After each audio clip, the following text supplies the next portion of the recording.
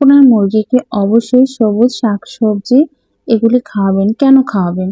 এই জন্যে খাওয়াবেন কারণ ওদের পুষ্টির অভাবে ওদের খনিজের ঘাটতি থাকার কারণে ওরা ঠোকরাঠুকরি মারামারি পশম একে অপরের নষ্ট করে ফেলে।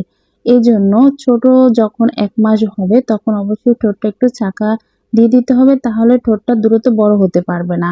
তারপরে মুরগিকে অবশ্যই যদি আপনি খামারে করে পালন করেন আটকিয়ে, তাহলে অবশ্যই ভিটামিনগুলি মুরগিকে নিয়মিত দিতে হবে।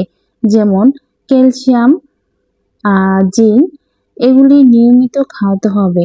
তাহলে মুরগি মারামারিটা করবে না, একে অপরের পশম নষ্ট করবে না। মুরগিকে পুষ্টিকর খাবার সব সময় দিয়ে রাখতে হবে। এতে মুরগির পুষ্টির ঘাটতি না থাকলে মুরগি মারামারি করবে না। আসসালামু আলাইকুম।